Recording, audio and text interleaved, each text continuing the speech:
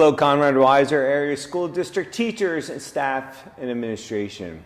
Welcome, my name is Dr. Steve Burnham, the Assistant Superintendent, and this presentation is to help teachers to be the best at what they do best, teach. So moving forward, we have the three-phase process. What we want to do in phase one is make sure we have common verbiage.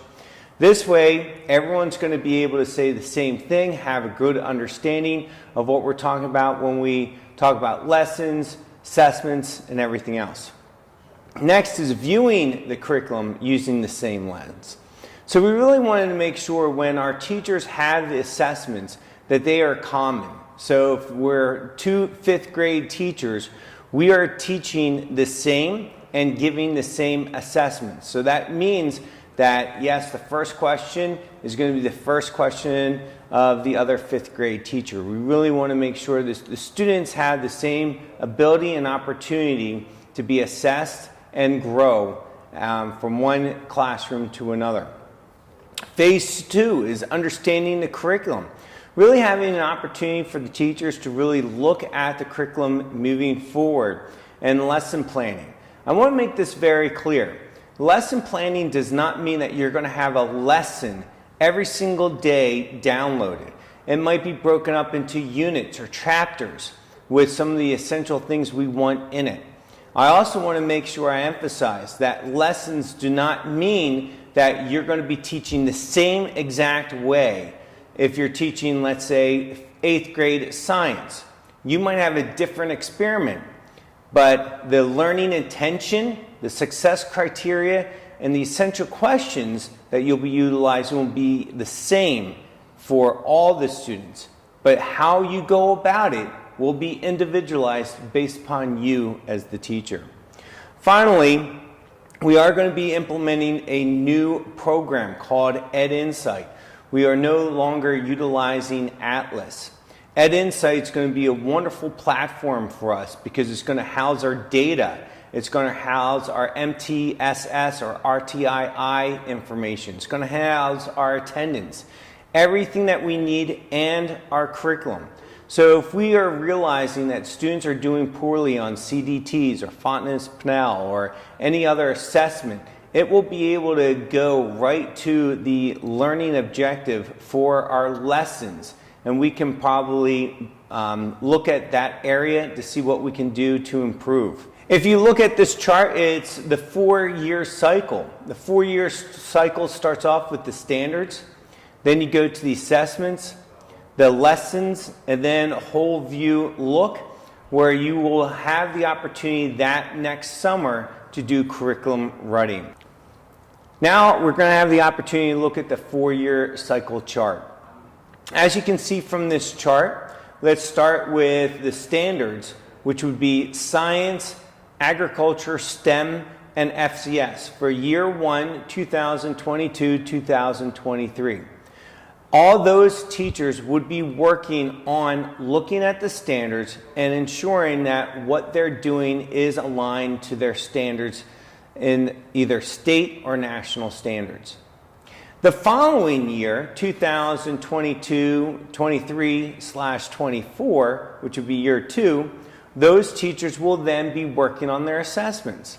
It's critical for the teachers to really have the opportunity to look at the assessments that they're giving the students. We'll be also looking at Marzano's work to see what really assessments should be looking at and looking on what the students should be looking for along with the teachers.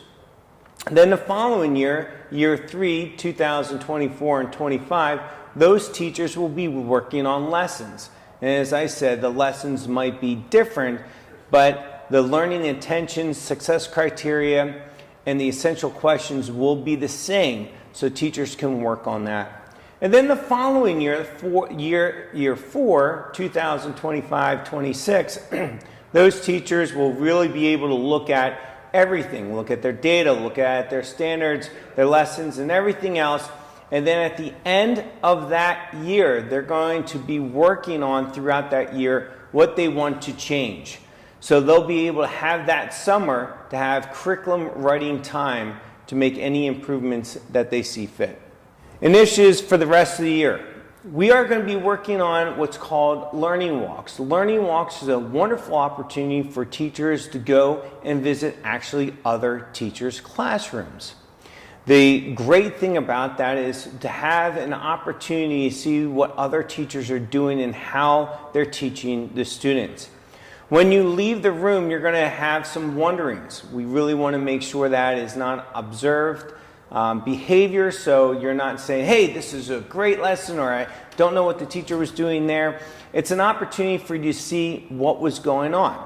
So if you're in a classroom and you saw students really engaged in what they were working on in a group, your wondering might be, I wonder how the teacher had the students work collaboratively together and what ways they used rubric-wise or whatever to facilitate their engagement in that session. So then teachers can then ask that question no matter what subject you're in. You can ask that of yourselves. Next is utilizing the teacher clarity. This is going to be something, once again, incorporating in your lessons, chapters, and units. Your learning intentions, success criteria, and essential questions are going to be very important for us all to utilize. And the lesson plans to incorporate these three elements. We're going to start with the larger sections or chapters, and eventually we will work down. But I don't want everyone to think, oh my gosh, year one, I have to have a lesson with all that. No, we're going to looking at the entire chapter unit, a bigger portion, because you will still have some of those essential things that need to be in that. Finally, I want you to know that Dr. Giffen and I trust you. We trust you and know for some of you that this is a huge mind shift. And for others, this is something you've been utilizing daily. We're going along through this together. We want you to know that. And we trust that you're going to give it your all every single time. You need to trust us that we will provide the materials, the in-service time, everything else to help us to move forward. Finally, the expectations that you will have everything complete by the end of each year is not something that we have. We know this is going to take time. And it's going to take really the 4-year cycle to get this everything up and going. We know together we're going to be able to make this a very successful next couple of years. If you need anything, please let us know. Thank you. And keep remembering, wiser for life.